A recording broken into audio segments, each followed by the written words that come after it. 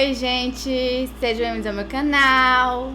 Se você é novo por aqui, eu costumo falar sobre casos criminais reais nas quartas. E em breve eu vou voltar com o quadro Meio que Mitos e Lendas nas sextas. Então, se você gosta desse tipo de conteúdo, não se esqueça de se inscrever, deixar seu like, que é muito importante para a divulgação do canal. E se você tem alguma sugestão de casos criminais, mitos ou lendas, é só comentar aqui embaixo que eu anoto tudo e tento trazer o mais rápido possível. Então, chega já, blá, e vamos pro caso de hoje.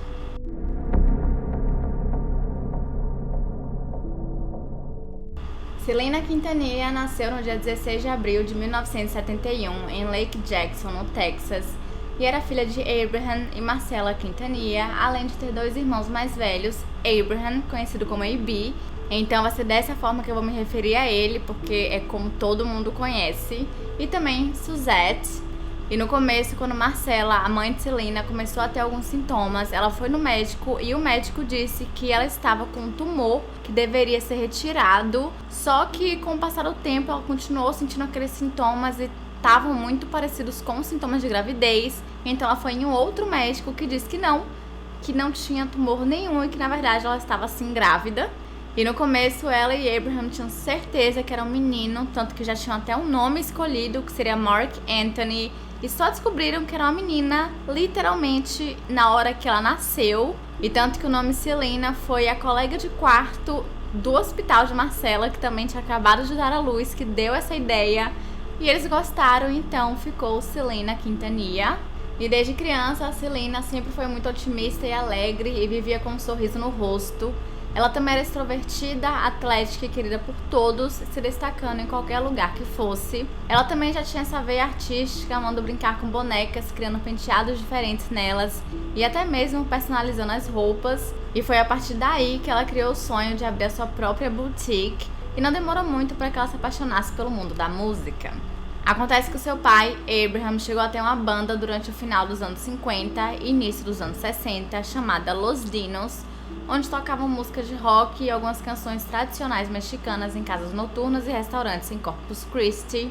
Mas infelizmente, por conta de poucas oportunidades, ele acabou tendo que desistir da banda quando se casou e aceitou um emprego em uma empresa de sua cidade chamada Dow Chemical, onde ele trabalhava no departamento de remessas. Mas sua grande paixão pela música nunca acabou e foi ele que ensinou seus filhos a tocarem alguns instrumentos. E enquanto AB tocava o baixo, Suzette tocava a bateria. E quando Selena tinha apenas 3 anos de idade, ela começou a perceber que o seu pai passava muito tempo com AB e com Suzette treinando. E ela meio que ficava excluída porque ela não sabia nenhum instrumento, então ela chegou a confrontar o seu pai com apenas 3 anos de idade, perguntando por que ele não ensinava também. E ele disse que ela era muito nova, tipo, 3 anos. Mas como ela não podia tocar instrumento, ela decidiu cantar. Então ela saía pela casa cantando super alto para todo mundo ouvir. E em um certo dia, aos 5 anos de idade, ela cantou pro seu pai enquanto ele tocava violão. E aos 6, ele percebeu que realmente não tinha jeito, que ela tinha muito talento e que, além de super afinada, ela tinha um time perfeito. Então ele sabia que ela tinha nascido com certeza pra música. E depois disso, com a bênção de Marcella, Abraham transformou a garagem da casa deles em um estúdio onde ele treinava com AB, Suzette e Selena. E chegou até a comprar um conjunto de bateria para Suzette e pegou um baixo emprestado de seu amigo enquanto ensinava a Selena a cantar em espanhol.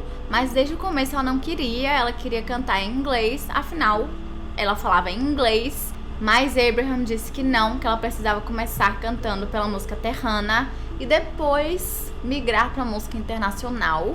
E a música terrana, que é também conhecida como Tex-Mex, é um estilo musical muito popular que combina influências mexicanas e americanas e com elementos das tradições vocais mexicanas e espanholas com melodias e ritmos de dança tcheca e alemã. A música é tradicionalmente tocada por pequenos grupos e naquela época era dominada por grupos totalmente masculinos.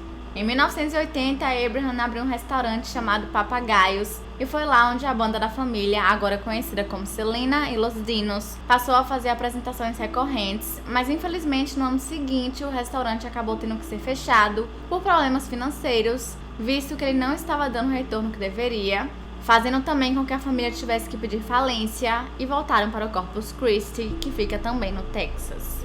E com o tempo, Abraham decidiu que seria melhor ele sair da banda, porque ele participava do Selena e Los Dinos, e deixar realmente a banda para os seus filhos e ele se tornar empresário deles, já que ele entendia melhor sobre o mundo da música, então seria muito mais fácil. E quando Selena estava no primeiro ano do ensino médio, ele achou que seria ideal ela sair da escola para poder focar 100% na sua carreira musical. Mas aos 17 anos de idade, Selena conseguiu seu diploma através de um exame de equivalência de uma escola de correspondência que tinha sua sede em Chicago. No início, Selena e Los Dinos eram uma pequena banda composta apenas por Selena, Suzette e A.B., mas nos anos seguintes eles adicionaram alguns membros, como por exemplo Ricky Vela, que passou a ajudar A.B. nas composições das músicas, e começaram então a gravar para uma pequena gravadora local. E em 1984 foi lançado o primeiro álbum, chamado Mi Primeiras Gravaciones, mas esse álbum não era comercializado em nenhuma loja, mas mesmo assim eles o carregavam para todos os lugares, e Abraham apresentava esse álbum aos executivos de gravadoras que iam aos shows. E aos poucos a popularidade e o reconhecimento de Selena foram aumentando, a ponto dela ganhar o prêmio de melhor vocalista do ano no Prêmio de Música Terrana, ou Terrana Music Awards, em 1987. E isso também fez com que diversas portas se abrissem e ela conhecesse diversas pessoas muito influentes, como por exemplo Ricky Trevino, que era ninguém mais e ninguém menos do que o fundador do Terrana Music Awards, e também Johnny Canales, que era uma figura pública, um apresentador de um programa extremamente famoso naquela época e também no Texas, chegando ao ponto dele convidá-la para participar do seu programa. Então assim, ela estava arrasando. Apesar da fama que estava crescendo, o estilo de vida dos Quintanilha não mudou muito. Eles continuaram a viver de feijão e hambúrguer e compartilhavam basicamente tudo. E por viverem na estrada, eles praticamente moravam no ônibus da banda, no qual eles apelidaram carinhosamente de Big Bertha. E foi lá onde a grande maioria das músicas foram escritas, mas a realidade da vida deles mudou bastante quando Selena foi contratada por José Behar em 1989, que era o ex-chefe da divisão de música latina da Sony e criador da gravadora Capital MY Latin. Isso aconteceu quando José e um amigo chamado Mário Ruiz participaram do Terrano Music Awards naquele ano, em busca de novos talentos, que era algo que eles costumavam fazer com bastante frequência, até que se depararam com Selena. E rapidamente José ficou apaixonado pelo talento dela, acreditando até ter encontrado a próxima Gloria Estefan, que para quem não sabe é uma artista latina extremamente famosa. E após falar com seu pai, Selena assinou o contrato. E no mesmo ano ela produziu seu primeiro álbum solo chamado Selena, e com o passar do tempo ela se tornou uma sensação internacional, entrando na indústria musical latino-americana com sucessos como La Flor e Amor Proibido. E ainda em 1989 Selena conheceu Chris Perez, que havia sido contratado para participar da banda, e não demorou muito até que os dois ficassem completamente apaixonados e passassem a namorar. Amor proibido nos dice todo.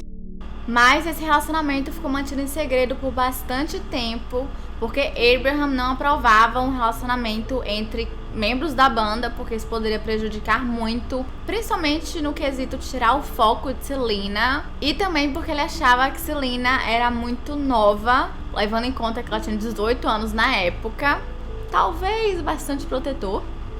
Só que depois de um tempo ele acabou descobrindo, afinal não tinha como ele não descobrir eventualmente, porque eles estavam sempre juntos. Tinha umas olhadas, uns comentários, aquela coisa toda. E ele proibiu Selena de ver Chris, chegando a demiti-lo da banda. E Selena demonstrou pra ele que tinha concordado com aquilo, mas na realidade ela ainda estava tendo um relacionamento secreto com ele. E as únicas pessoas que sabiam eram seus irmãos e a sua mãe. Até que no dia 2 de abril de 1992, eles se casaram, às escondidas de todo mundo. E nessa época, eles na verdade já estavam namorando há 3 anos, e Selena passou a ser chamada de Selena Quintanilha Pérez. Ou Pérez. Pérez? E quando ela chegou em casa, ela tinha que contar pros pais, não tinha mais como esconder, né? Afinal, eles estavam casados. Então ela contou, e Abraham não gostou nem um pouco, ele nunca tinha provado, mas agora realmente não tinha muito o que ele fazer. E com o tempo ele realmente passou a gostar bastante de Chris, ao ponto de considerá-lo um filho.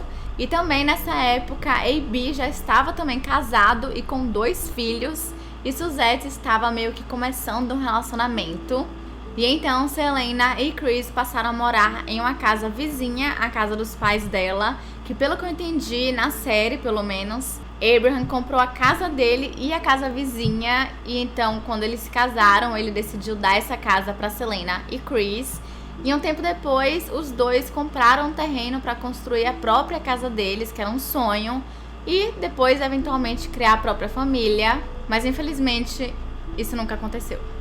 E agora voltando um pouquinho para 1991, uma fã de Selena chamada Yolanda contatou Abraham para poder perguntar a ele se ela poderia criar um fã-clube para Selena em San Antonio, que era onde ela morava. E aparentemente ela havia ligado diversas vezes implorando para que pudesse fazer esse fã-clube, e Abraham tinha dito que não queria que ela fizesse, e só concordou quando ela aceitou que seria um fã-clube sem fins lucrativos e que todo o dinheiro arrecadado seria doado para caridade. E precisamos falar um pouco sobre quem é Yolanda, porque ela se torna extremamente importante para toda a história a partir desse momento. Yolanda Saldivar nasceu no dia 19 de setembro de 1960 em San Antonio, no Texas, e era a filha mais nova de 8 filhos de Frank e Juanita Saldivar. Quando criança, ela chegou a sofrer bullying por conta de seu peso e raramente fazia amigos, sempre se isolando de atividades sociais. Seu pai era garçom-chefe no restaurante mexicano Jacala, e ela frequentou 3 escolas primárias diferentes no distrito escolar de Edgewood. Primeiro ela foi para Kennedy High School, depois foi transferida para Holmes e em seguida foi para Jay High School antes de se formar em 1979 na McCollum High School. Em 1985 ela foi aceita na Universidade do Texas e depois foi transferida para o Palo Alto College e se formou no dia 10 de dezembro de 1990 pela Texas A&M International University, ganhando seu diploma de bacharelado em enfermagem. E logo em seguida ela começou a trabalhar como enfermeira no Medical Center Hospital e em março de 1990 recebeu sua licença como enfermeira registrada pelo Texas Board of Nurse Examiners, ganhando $60 mil por ano. E um tempo depois ela se casou e adotou 3 filhos, incluindo a sua própria sobrinha, fazendo com que ela passasse a trabalhar meio período. E inicialmente Yolanda não gostava de Selena de jeito nenhum, porque ela achava que ela estava roubando o espaço e os prêmios de músicos terranos, mas em 1991 ela decidiu dar uma chance, porque ela queria ver se ela realmente não gostava ou se ela apenas tinha criado um ranço. E então ela foi para um show em San Antonio que estava tendo com a sua sobrinha e ela se apaixonou. Muito. E ela se apaixonou tanto que ela meio que auto se denominou como fã número 1 de Selena. E uma coisa que ela gostava bastante era a presença de palco que ela tinha, que era realmente incrível, principalmente na música Baila Esta Cumbia.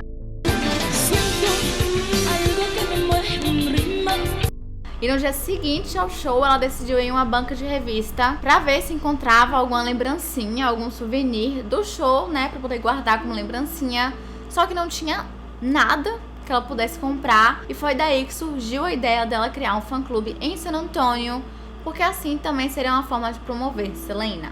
E após a permissão de Abraham, ela se tornou a fundadora e a presidente interino do fã-clube em junho de 1991. E como presidente, ela era responsável pelos benefícios dos associados e também de coletar $22 em troca de produtos que promoviam Selena, como por exemplo camisetas, bonés, tudo que tinha o nome dela, incluindo entrevistas exclusivas, um informativo sobre a banda Selena e Los Dinos e também todas as informações sobre os shows futuros, onde seriam, quando seriam. E com tudo isso, ela até se tornou extremamente próxima da família Quintanilla, a ponto de ser uma das melhores amigas de Selena e todo mundo confiar de olhos fechados nela. E enquanto isso, a carreira de Selena decolava cada vez mais, transformando-a realmente em uma estrela. E finalmente, após 4 anos de tentativas, Rosé Birra, que usou a crescente popularidade e vendas dos álbuns em seu proveito, conseguiu convencer a divisão pop do EMI Latin a dar uma chance para que Selena fizesse o seu tão sonhado álbum em inglês, que, como eu falei para vocês, era um sonho que ela tinha desde criança.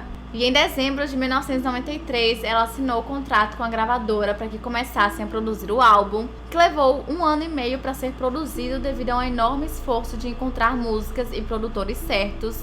E o sucesso da música Amor Proibido, de 1994, também aumentou os atrasos desse crossover internacional, já que Selena passou a ficar muito ocupada, tendo que aparecer em diversos lugares, como entrevistas, shows e sessões de fotos.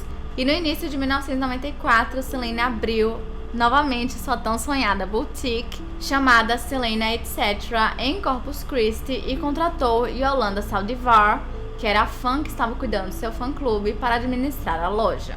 8 meses depois, Yolanda passou a ser um agente registrado em San Antonio, e a família Quintanilla acreditava que ela era a melhor escolha para esse trabalho devido ao seu excelente trabalho em aumentar a adesão do fã-clube de Selena para mais de 400 mil pessoas, além de organizar eventos especiais e ajudar Selena a lidar com seus milhares de admiradores em eventos públicos.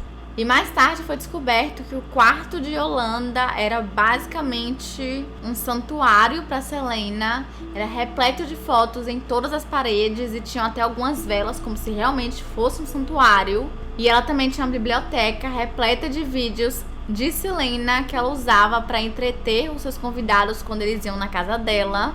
E durante uma entrevista de Yolanda em 1995 para o programa The Dallas Morning, os entrevistadores acreditavam, na verdade, que a sua devoção por Selena beirava a obsessão. E também não demorou muito para que ela começasse a dizer que ela queria ser como Selena, só que de uma forma bem assustadora e obsessiva, a ponto dos outros funcionários da boutique acharem aquilo esquisito. E por volta dessa época, Selena deu a ela seu cartão do American Express para que fosse mais fácil de conduzir os negócios da empresa. E com ele, Yolanda alugou um carro e fazia viagens com ele para o México e entretinha os associados da boutique em restaurantes extremamente chiques, e ela também comprou 2 celulares.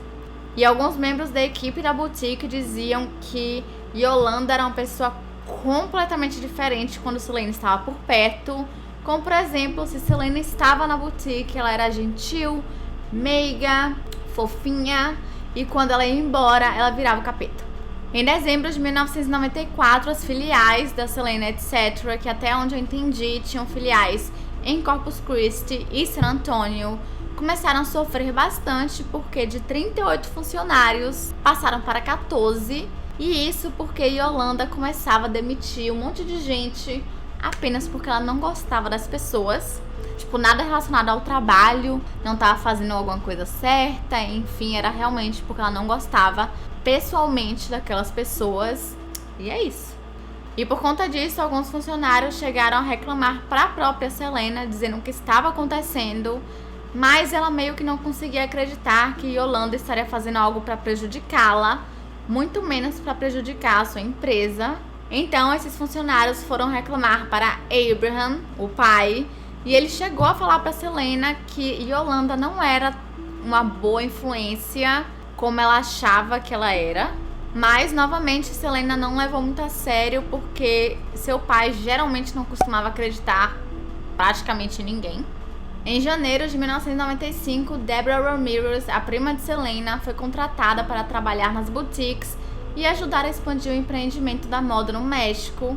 Mas Deborah pediu demissão literalmente após 1 semana, e ela chegou a dizer para Yolanda que ela não estava satisfeita como as vendas estavam sendo feitas, na verdade, como as vendas estavam sendo relatadas, ou melhor, não estavam sendo relatadas, e a resposta de Yolanda foi: não é da sua conta.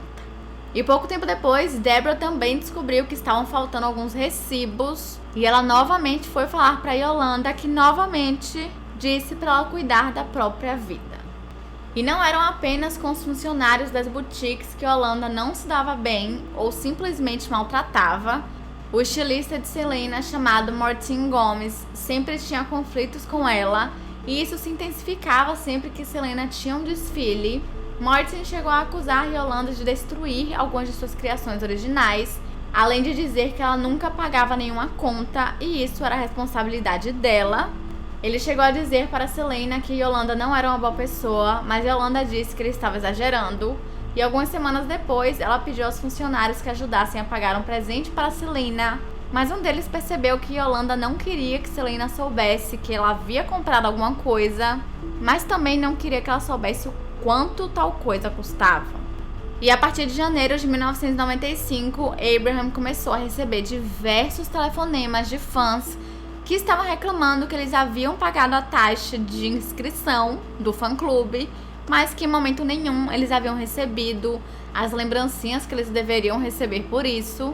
E enquanto isso, em ambas as boutiques, os funcionários começaram a perceber que estava aumentando o número de contas não pagas ou atrasadas que estavam tendo. E para isso, Yolanda não tinha nenhuma desculpa plausível.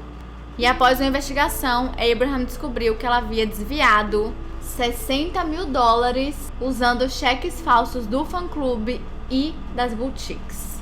Então, no dia 9 de março de 1995, Selena, Abraham e Suzette, sua irmã, tiveram uma reunião fechada na Kill Productions, que é a empresa e estúdio de gravação criada por Abraham em 1993, e eles chamaram Yolanda para que tivessem uma conversa com ela.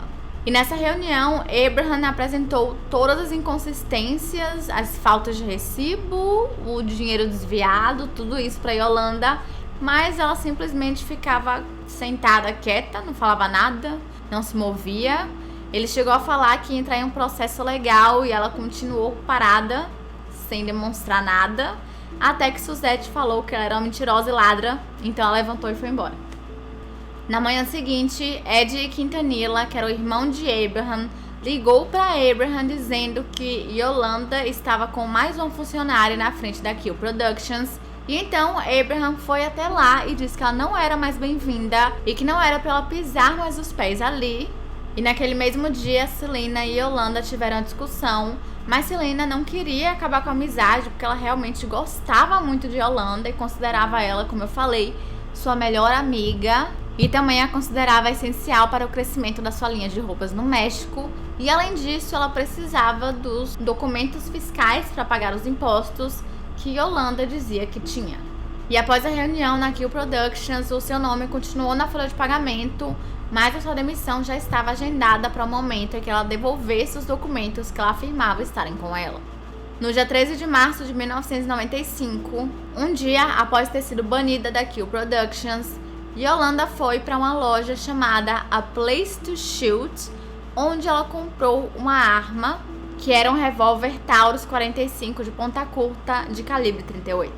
E ela disse ao vendedor que ela precisava daquela arma porque ela trabalhava como enfermeira nos cuidados intensivos e que muitas das famílias das vítimas acabavam ameaçando ela de morte, então ela meio que precisava se defender de alguma forma caso alguém tentasse matar ela fora do local do trabalho. E 2 dias depois, Selena convidou para ir uma excursão em Monterrey, no México, e Yolanda devolveu a arma, mas aparentemente elas tiveram uma outra discussão lá, porque Selena queria os documentos e Yolanda não queria entregar os documentos, e quando elas voltaram, Yolanda comprou a arma novamente. Na semana seguinte, o seu nome foi retirado do cargo de diretora executiva das boutiques, e ela também foi substituída como a presidente do fã-clube por uma outra pessoa. E no dia 26 de março do mesmo ano, ela roubou amostras de perfumes de Selena e também mais extratos bancários no México. E no dia 29, ela ligou para o médico de Selena, Dr. Ricardo Martinez, dizendo para ele que ela havia sido abusada sexualmente, mas a esse ponto o doutor já sabia dos desentendimentos de Yolanda com os Quintanilla, então ele não acreditou, ele realmente achava que ela tinha criado aquilo como uma forma de chamar a atenção de Selena. Por volta da meia-noite do dia 30 de março, Selena e Chris, seu marido, foram até o quarto de Yolanda em um motel que ela estava ficando chamado Days Inn em Corpus Christi.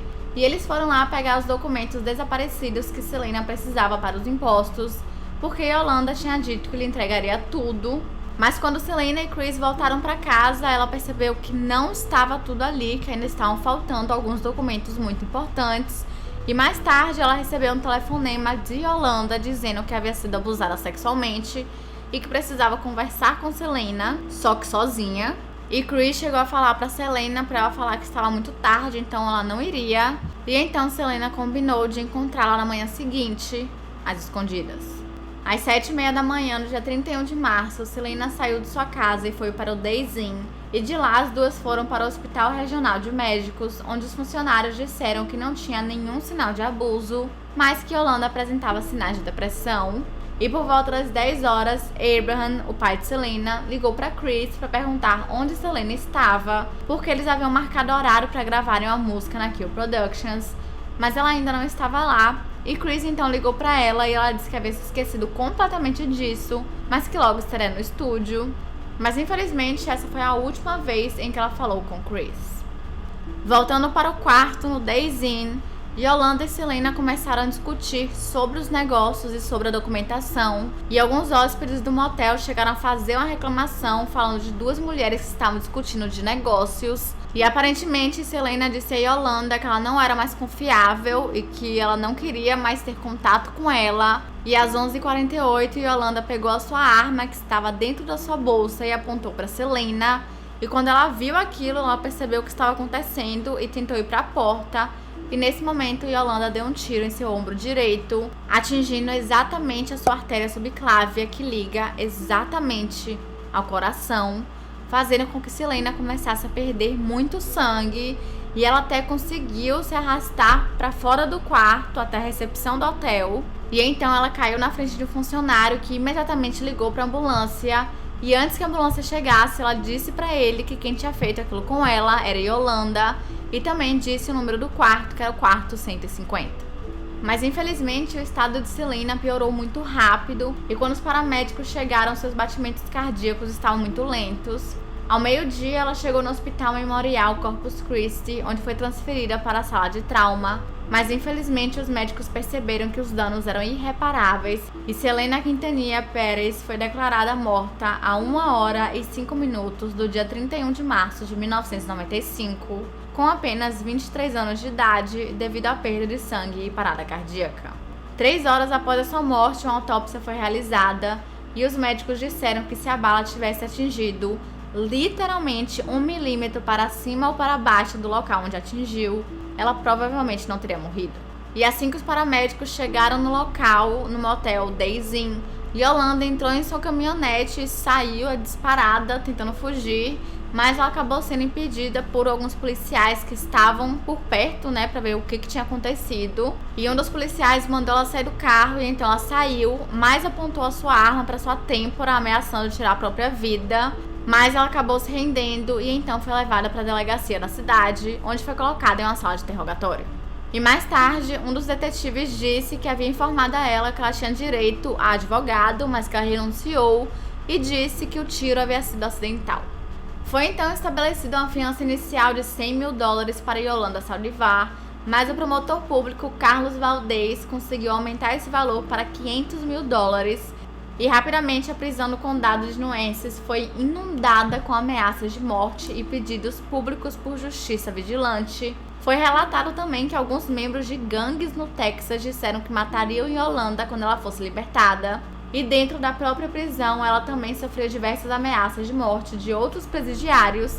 E aparentemente a máfia mexicana colocou um preço por sua cabeça e espalhou a notícia de que qualquer um que cometesse esse crime seria considerado um herói. Antes de seu julgamento, ela foi colocada sob vigilância por medo de que ela tentasse realmente tirar a própria vida, ou até mesmo que alguém tentasse a matar. E depois de seu julgamento, o júri deliberou por 2 horas antes de a declararem culpada de assassinato, e ela foi condenada à prisão perpétua no dia 23 de outubro de 1995, com direito à liberdade condicional após 30 anos de pena. E no dia 22 de novembro, ela foi para a unidade Gatesville, que é hoje em dia conhecida como unidade Christina Crane, que fica em Gatesville, no Texas, para processamento. E hoje em dia ela cumpre sua pena na unidade de Mountain View, também em Gatesville, operada pelo Departamento de Justiça Criminal do Texas, e será elegível à liberdade condicional no dia 30 de março de 2025. E por conta das diversas ameaças de morte, ela foi colocada em isolamento. Então, desde a sua prisão até hoje, ela passa praticamente todos os dias, o tempo inteiro, isolada e sozinha de todo mundo em sua cela.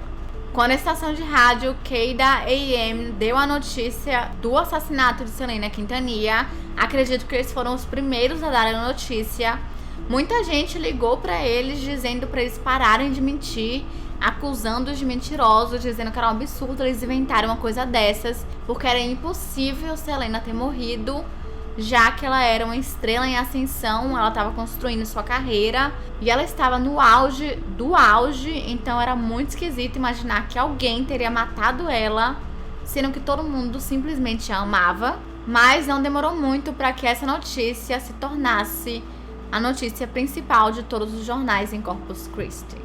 E essa notícia atingiu tão forte a comunidade hispânica que muitas pessoas viajaram até a casa de Selena, até sua boutique e até mesmo o motel Days Inn para ver o que tinha acontecido e também para prestar condolências, fazendo com que a polícia tivesse que criar uma rota alternativa porque tinha muito carro parado na frente da casa dos Quintanilla, porque muitas pessoas meio que criaram um santuário na casa deles, na frente, onde encheram de flores, fotos e cartas para Selena e sua família.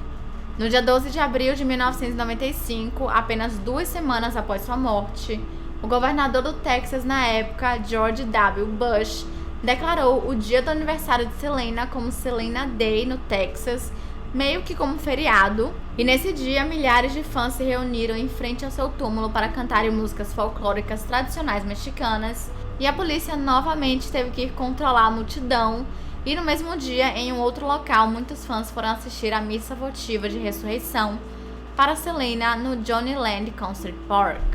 E todos os discos de Selena esgotaram nas lojas de disco e a gravadora MY Latin teve que aumentar a produção para atender a enorme demanda, e o álbum póstumo chamado Dreaming of You foi lançado no mesmo ano, estreando como número 1 na Billboard 200 dos Estados Unidos e permaneceu nas paradas por 49 semanas, vendendo mais de 175 mil cópias apenas no primeiro dia. E pouco tempo depois, ela se tornou a primeira artista feminina a colocar 5 álbuns simultaneamente na Billboard 200, o que é muito difícil. Mais tarde, em uma entrevista para um programa chamado 2020, Yolanda Saldivar disse à repórter Deborah Roberts que o tiro tinha sido um acidente, então por conta disso ela estava com sua consciência completamente limpa. Ela também disse que a sua intenção naquele dia era, na verdade, tirar sua própria vida e dizer a Selena que ela não poderia mais trabalhar para ela, sendo que ela não trabalhava mais. Só que quando ela viu Selena saindo do quarto, ela apontou a arma em direção a ela e a arma disparou sozinha. A repórter também chegou a questionar a Yolanda, perguntando se ela sabia naquele momento que Selena havia sido atingida, e Yolanda disse que não, que ela só foi perceber muito tempo depois, apesar de ter uma quantidade absurda de sangue, então seria impossível ela não ter visto aquilo, ou ao menos tentar ajudar Selena, visto que tinha sido um acidente.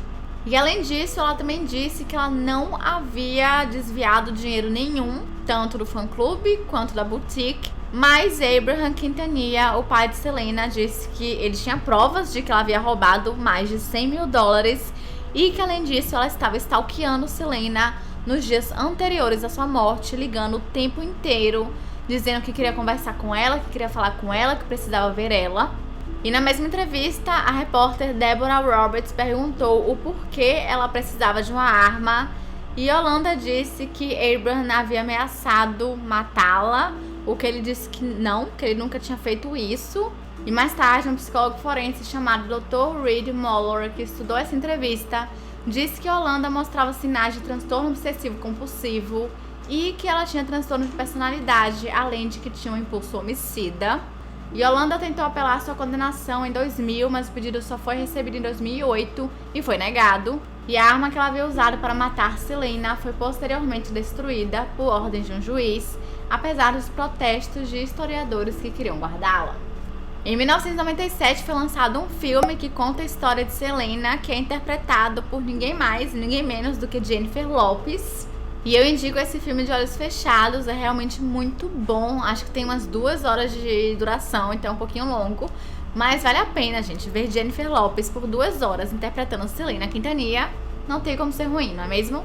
E o filme também foi super apoiado pelos próprios fãs, que acharam uma ótima ideia e que amaram como tudo foi retratado. E Jennifer Lopez foi até indicada ao Globo de Ouro de melhor atriz em musical por conta de sua interpretação no filme Selena. E em todas as vezes em que ela canta a música, alguma música de Selena, qualquer uma, na verdade é a voz da própria Selena.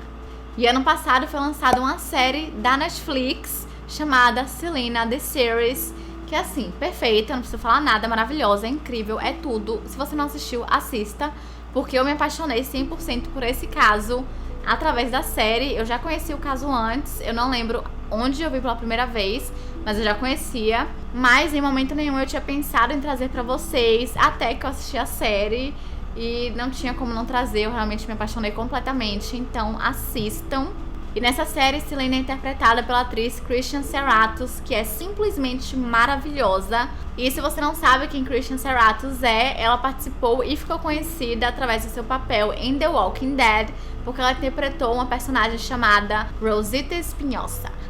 E além disso, foi criado o Museu da Selena no próprio local onde fica a Kill Productions, que ainda existe até hoje e também ainda é comandado pela família Quintanilla. E o museu também e funciona normalmente. Quem quiser ir lá em Corpus Christi, estará funcionando com certeza. Quer dizer, agora na quarentena assim, eu não sei muito bem como é que tá funcionando, mas está aberto para o público. E Chris Perez, o marido de Selena, ele se casou novamente em 2001 e teve 2 filhos. E em 2012 ele lançou um livro contando a sua história com Selena. E ele, assim como a família Quintanilla, tenta ao máximo honrar a memória de Selena até hoje em dia.